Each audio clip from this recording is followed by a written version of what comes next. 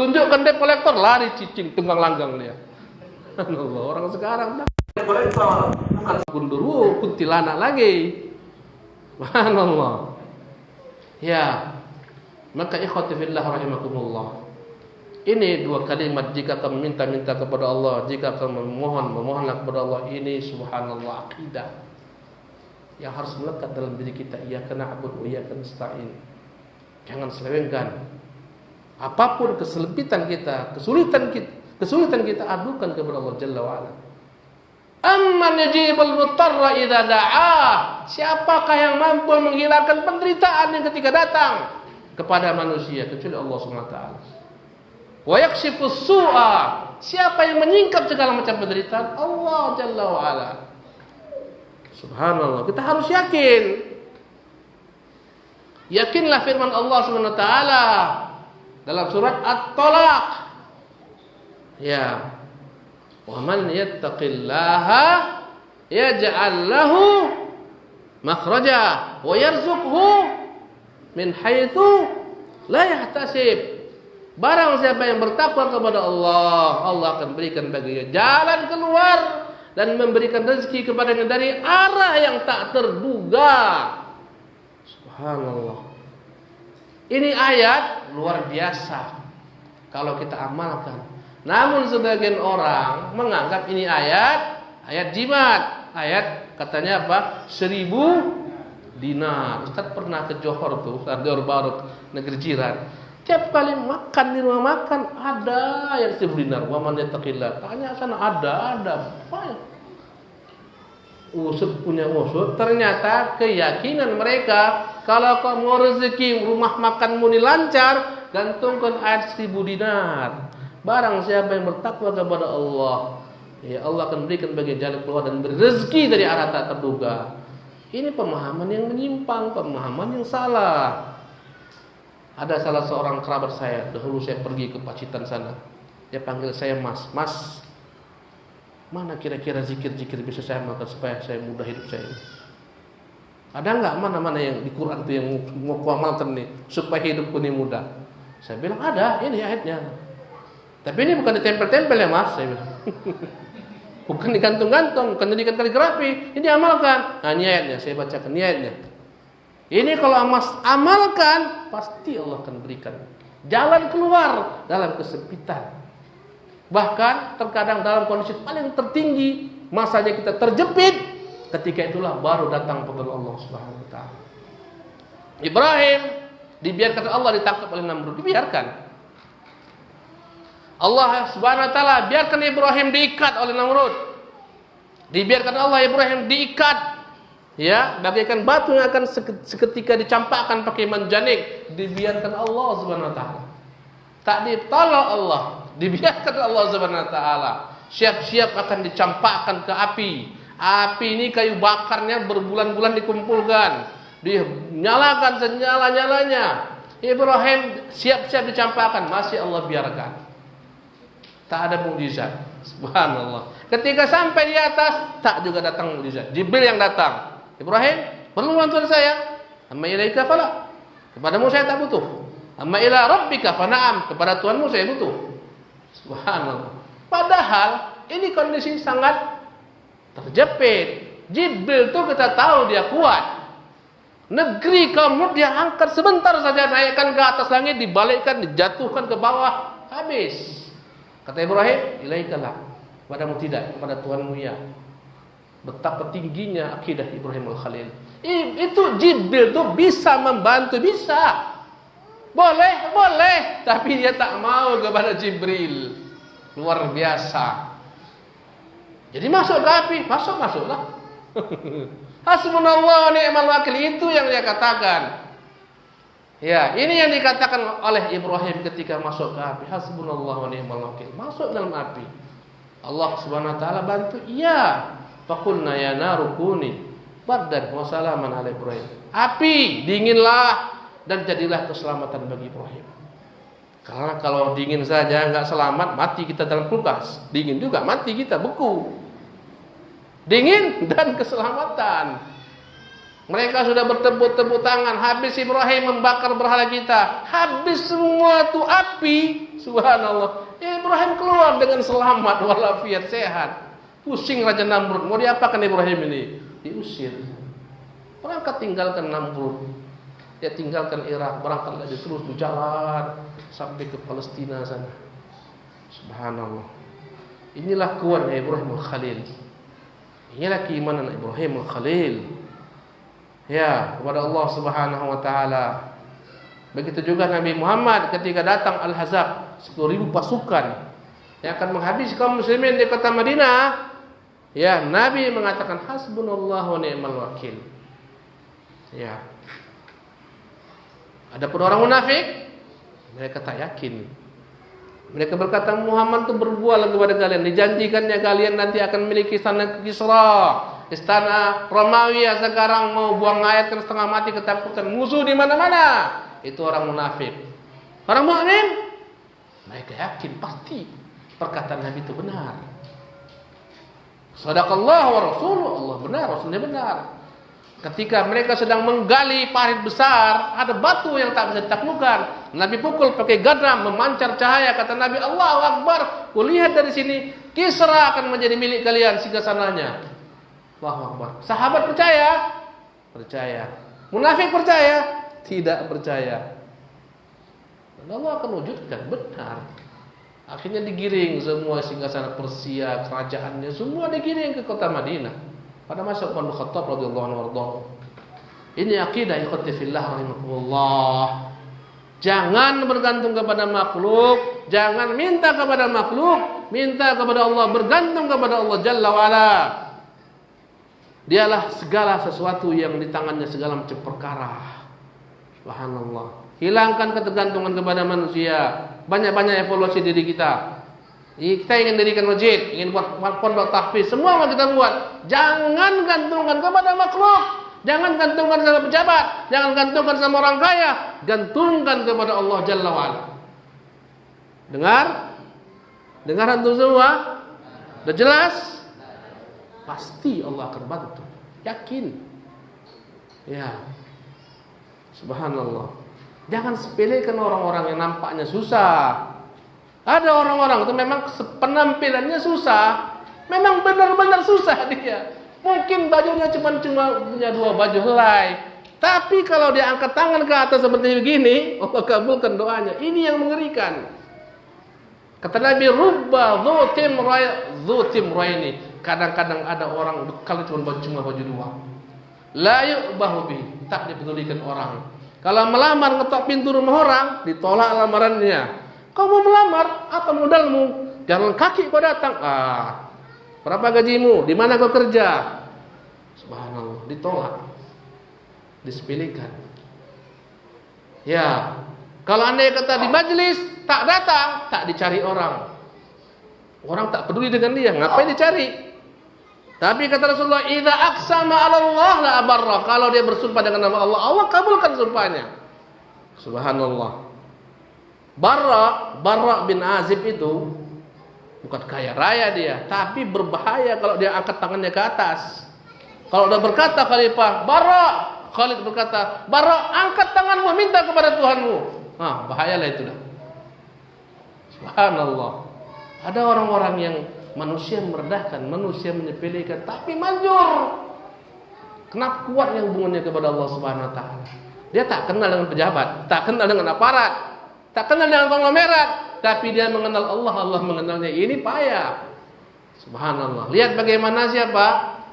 Sebaik-baik tabi'in, Uwais Al-Qarni. Uwais Al-Qarni tak dikenal oleh penduduk kampungnya.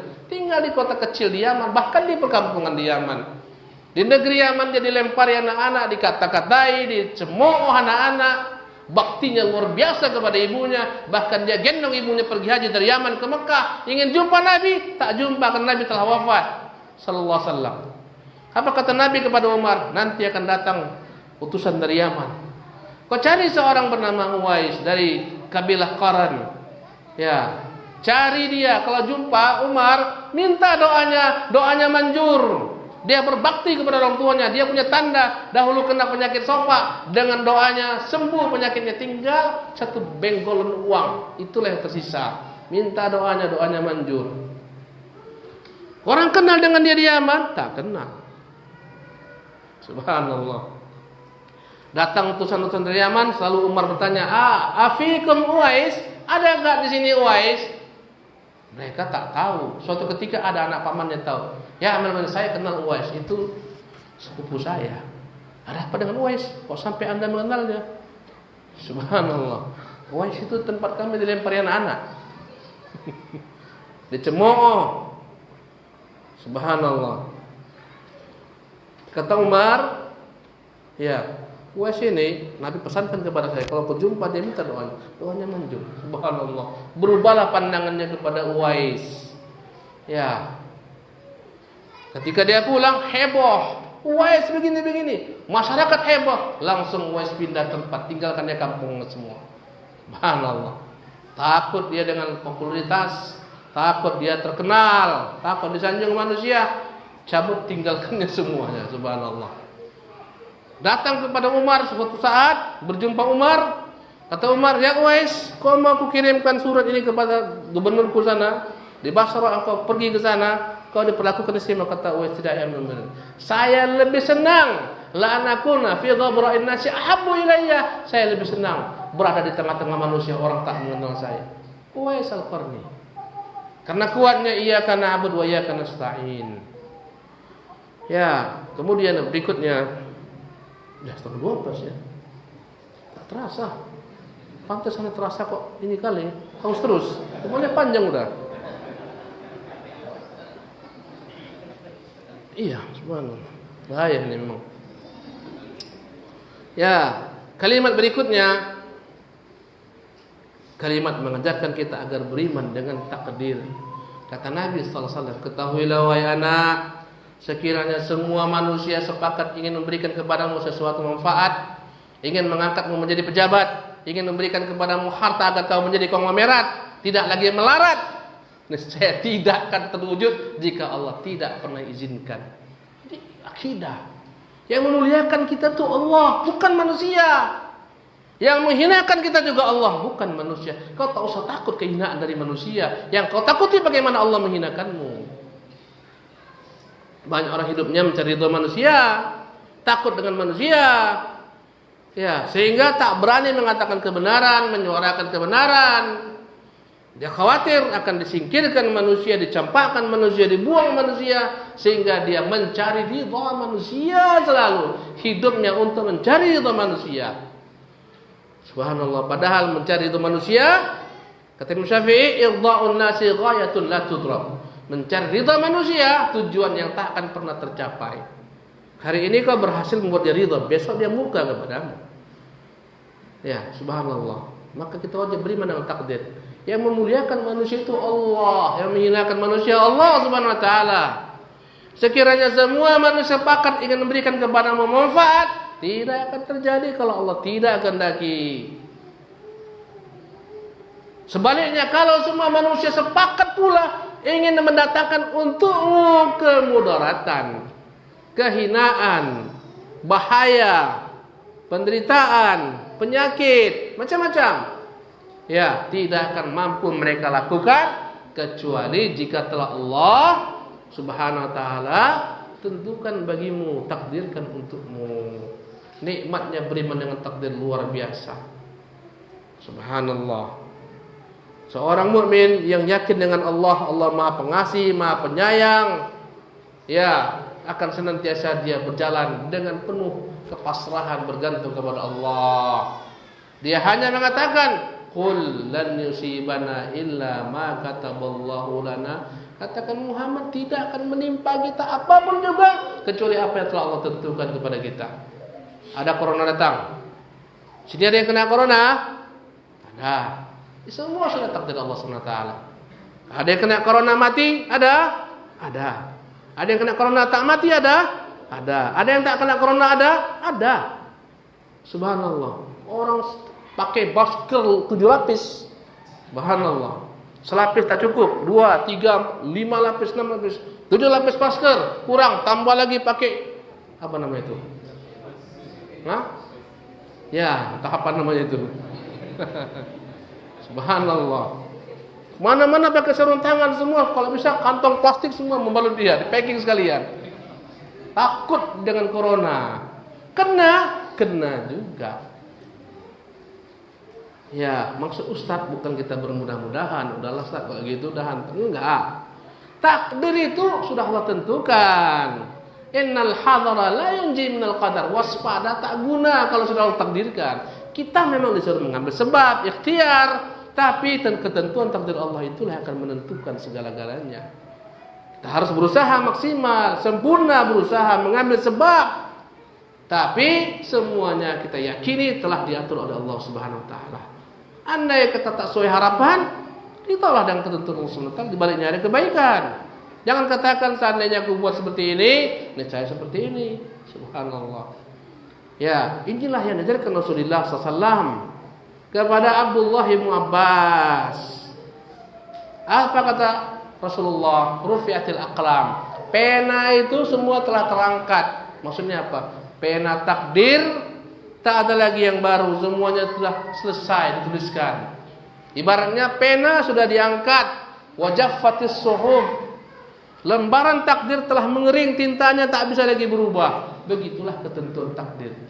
Ini kita jumpa nih dengan ketentuan takdir. Subhanallah. Tadi Ustaz ngeri-ngeri juga, angin kencang, ombak ini gini juga. Jumpa enggak sama kawan-kawan di Uban? Jumpa. Alhamdulillah jumpa. Alhamdulillah takdir jumpa. Subhanallah. Ada ibu-ibu tangannya dingin. Subhanallah. Dia katakan, setengah mati saya takutnya. Saya bilang, iya Bu, dengan seperti inilah ibu banyak berzikir kepada Allah. Saya bilang, kalau sudah ombak gitu, doa-doa yang lupa pun ingat semua. Zikir-zikir yang lupa ingat semua. Subhanallah. Ya, alhamdulillah takdir kita berjumpa. Inilah riwayat pertama. Ada riwayat lainnya, ada tambahan riwayat dari Imam Ahmad bin Hanbal. Ya, di antaranya ta'arraf ila Allah fil raha ya'rifka fi shiddah. Kau selalu kenali Allah dalam keadaan kau senang. Sekarang dalam keadaan senang, rezeki lapang, ekonomi mendukung, anak istri sehat, dirimu sehat, ingat Allah selalu. Mana ingat Allah? Ingat perintah-perintahnya, ingat larangannya, kerjakan, jauhi, banyak berzikir kepadanya, syukuri dia. Nanti manakala kau dalam keadaan sempit, Allah akan mengingatmu. Fadhkuruni adzkurukum. Ingat saya ingat kalian. Subhanallah. Itu tambahannya.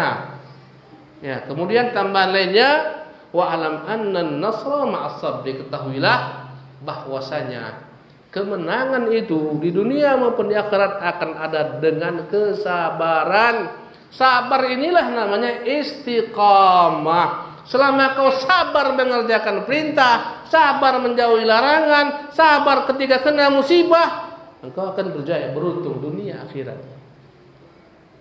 Sabar itu 3. Sabar mengerjakan perintah, sabar menjauhi larangan, sabar ketika dapat musibah. Kalau ini mampu kita terapkan dalam hidup kita, pasti kita akan berjaya dunia akhirat. Pasti. Subhanallah. Ya, maka sabar adalah merupakan sepenuhnya agama. Yang tak punya kesabaran tak ada agama baginya. Ya, ini kalau nggak sabar antum udah pulang nih semua, udah nggak ada lagi orang sini. Kemana semuanya jemaah? Pulang Ustaz. Kenapa? Lama kali antum. Tapi alhamdulillah jemaah sabar, tetap. Subhanallah.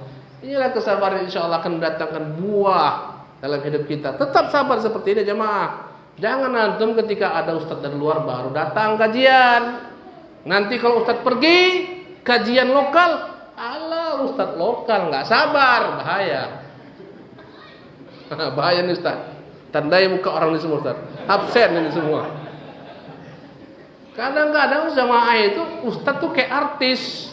Cari ustaz yang kondang lah, ustaz yang hebat atau terkenal enggak. Jangan, ilmu itu kau amalkan, dimanapun berada amalkan, ambil faedahnya, lakukan, kerjakan. Kita ngaji ini untuk mensucikan diri, bukan untuk nengok ustaz. Sebagian orang-orang datang untuk nengok ustaz, paling heboh kalau ustaz datang, mau apa? Selfie. Subhanallah. Ustaz pernah kemarin ke mau ke Rimba Bujang. Di tengah jalan kayak makan di satu restoran. Di sana Ustaz tengok banyak foto ustaz kita. Sama pemilik restoran. Rupanya apa? Tiap kali Ustaz datang, selfie. Tempelkannya restorannya. Ustaz mau dipoto juga. Ustaz bilang enggak usah. Ya. Takut Ustaz nanti di situ pula ada foto Ustaz nanti itu. Ya. Jadi ikhwati fillah rahimakumullah, sabar. Ya. Insyaallah dengan kesabaran akan ada kemenangan di dunia maupun akhirat. Kemudian ikhwati fillah, sesungguhnya yang namanya kesenangan itu ya akan muncul setelah ada penderitaan. Di mana ada penderitaan, di sana akan lahir kesenangan. Kita tuh mau senang-senang di surga harus siap menderita dengan beramal saleh, menderita dengan segala macam pekerjaan, mengerjakan perintah-perintah Allah. Harus ada. Ibnu Qayyim mengatakan, la tunalur rahatu birrahah. Kenikmatan tak diperoleh dengan kenikmatan. Innama tunalur raha bijismin ta'ab. Kenikmatan kau peroleh dengan jembatan daripada keletihan. Harus berpayah-payah, bersakit-sakit dahulu, mati kemudian. Wallahu taala alam.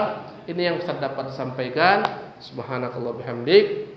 Ya, mohon maaf atas segala macam kekhilafan. Semoga Allah pertemukan kita di kesempatan-kesempatan lainnya. Ada sisa waktu mungkin 10-15 menit. Kalau kawan-kawan mau melayangkan pertanyaan, silahkan. Ya. Yang bisa saya jawab. Yang tak bisa saya jawab nanti dibantu sama Ustaz. Yang lain-lain Sintarjul Haq dan lain-lain insyaallah taala.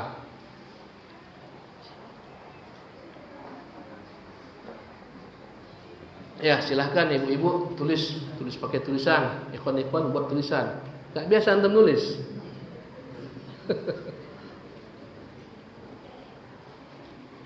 Ya, Ustaz tunggu 5 menit ya. Ustaz minum dulu ya. Nanti setelah 5 menit Ustaz kemana lagi? Ustaz sini aja, enggak jauh. Mau minum dulu sebentar.